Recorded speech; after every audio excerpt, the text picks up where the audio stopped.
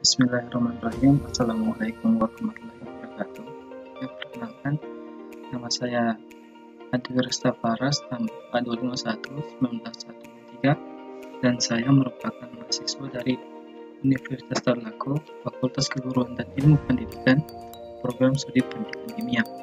Nah, di sini dalam rangka pemenuhan tugas biokimia dasar, saya akan menjelaskan sedikit tentang karbohidrat. Nah, dan sebelumnya dosen pengampu saya adalah Bapak Dr. Haji Jamaluddin M. Sakung, SPD MKes. Jadi, langsung saja kita ke penjelasannya. Yang kita jelaskan ialah apa itu karbohidrat dan fungsi karbohidrat itu sendiri, dan juga kita akan mencari tahu sumber-sumber karbohidrat itu dari mana saja, dan juga apa saja gangguan jika kita mengalami kelebihan atau kekurangan karbohidrat.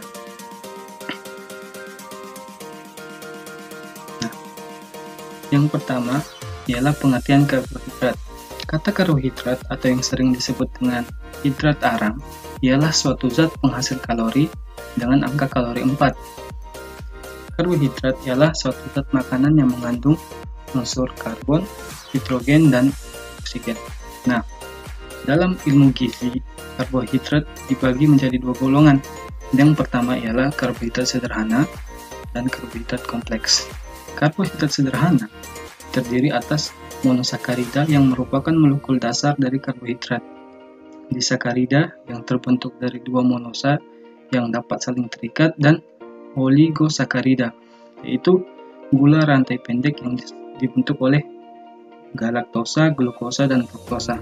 Nah, golongan karbohidrat yang kedua ialah karbohidrat kompleks. Nah, karbohidrat kompleks terdiri atas polisakarida yang terdiri atas lebih dari dua ikatan monosakarida yang dan serat yang dinamakan juga polisakarida non-fatty. Nah, perbedaan khas dari karbohidrat kompleks dan karbohidrat sederhana yakni karbohidrat sederhana lebih mudah diserap oleh tubuh dibanding karbohidrat kompleks. Nah, selanjutnya yakni fungsi dari karbohidrat sendiri. Yang pertama, karbohidrat berfungsi sebagai sumber energi utama. Nah, energi tersebut dibutuhkan mulai dari bernafas hingga aktivitas tubuh yang lebih intens seperti berlari. Jadi, segala aktivitas kita itu memerlukan karbohidrat, memerlukan energi. Nah, energi tersebut didapat dari karbohidrat itu sendiri. Yang kedua, yakni untuk membatasi asupan kalori. Kandungan serat yang tinggi dari makanan yang mengandung karbohidrat kompleks mampu memperpanjang rasa kenyang kita sehingga asupan kalori kita itu bisa dibilang terbatasi. Yang ketiga, yakni penentu indeks glikemik. Nah, indeks glikemik itu sendiri adalah patokan yang menilai seberapa cepat karbohidrat atau gula dalam makanan diserap ke dalam tubuh. Dan keempat, yakni untuk menurunkan risiko penyakit tertentu. Karbohidrat juga berfungsi untuk mengurangi risiko penyakit dan juga bisa memperlancar organ pencernaan kita. Nah, jadi sini ada sumber karbohidrat. Yang pertama yakni nasi. Siapa sih yang tidak tahu nasi putih?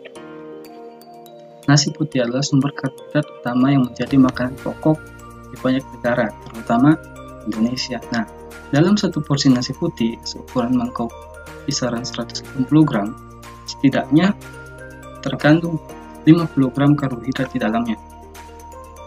Yang kedua itu gula.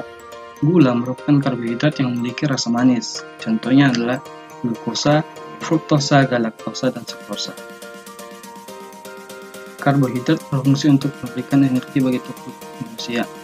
Ia dapat dipecah dan diubah menjadi glukosa yang berfungsi sebagai sumber energi, dan juga dapat diubah menjadi lemak sebagai cadangan energi. Yang ketiga, yakni gandum. Gandum merupakan makanan golongan serealia yang banyak dijadikan sebagai makanan pokok di negara barat dan merupakan salah satu jenis padi-padian atau tritikum yang banyak tumbuh di berbagai dunia.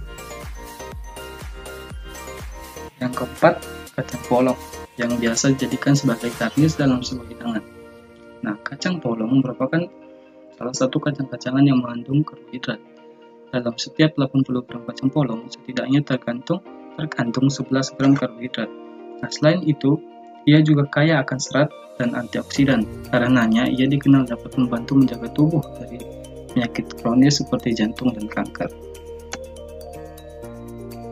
Selanjutnya, ada kacang merah.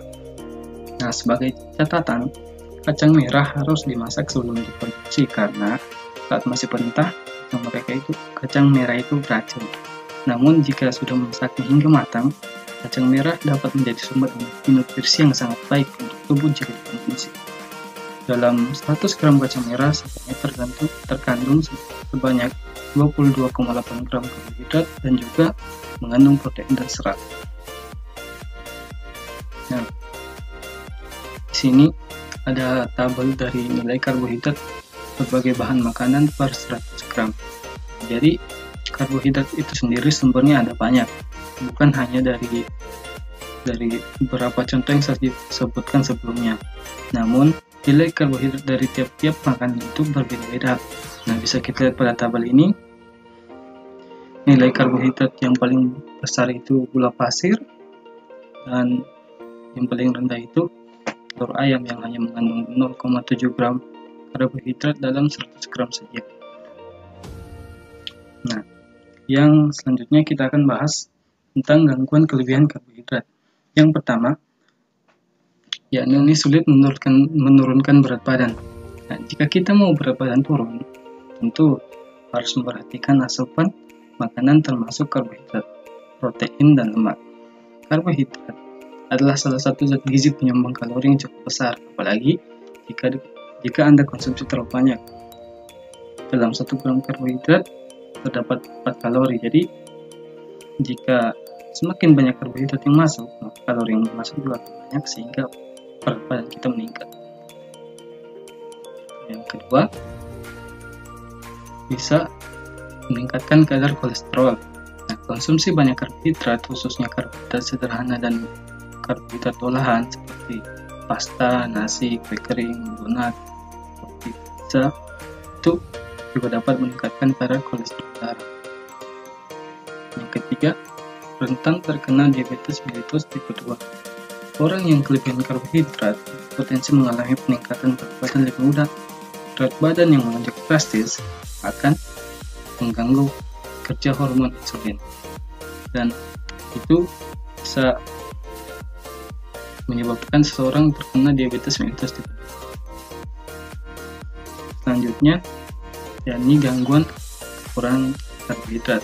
Yang pertama, berat badan turun. Nah, tentu saja berkebalikan dengan kelebihan karbohidrat. Jika kita kekurangan karbohidrat, maka berat badan kita itu akan turun karena sumber energi utama pasti karbohidrat. Selain itu juga, tubuh akan kekurangan cairan. Dan yang kedua, rentan terhadap flu. Kekurangan karbohidrat menyebabkan daya tahan tubuh Anda lemah. Lemahnya daya tahan tubuh akan membuat Anda mudah terkena penyakit flu. Tubuh juga akan mengalami lemas, mulut kering, mual, dan pusing. Yang ketiga, mudah terkena penyakit jantung dan diabetes. Sebuah studi yang diterbitkan pada tahun 2014 mengatakan bahwa jika kekurangan karbohidrat, maka tubuh akan rentan terhadap berbagai penyakit berat seperti jantung dan diabetes. Menurut American Heart Association, kekurangan karbohidrat akan meningkatkan kadar kolesterol dan memicu risiko jantung, diabetes, bahkan stroke. Yang keempat, menyebabkan tubuh cepat letih, lemah, dan lesu. Selain karbohidrat sebagai sumber utama energi, karbohidrat juga berperan aktif untuk meningkatkan daya tahan tubuh kita. Jika tubuh kita kurang karbohidrat, ini dapat memicu menurunnya energi dalam tubuh dan menyebabkan tubuh cepat menjadi letih, lemah, dan lesu. Ya, jadi mungkin sekian itu saja yang dapat saya jelaskan. Dan perlu digarisbawahi bahwa untuk asupan karbohidrat itu kita harus secara proporsional, tidak berlebihan dan tidak kekurangan, karena karbohidrat merupakan salah satu sumber energi untuk tubuh kita untuk melakukan aktivitas sehari-hari. Itu saja, semoga bermanfaat. Assalamualaikum warahmatullahi wabarakatuh.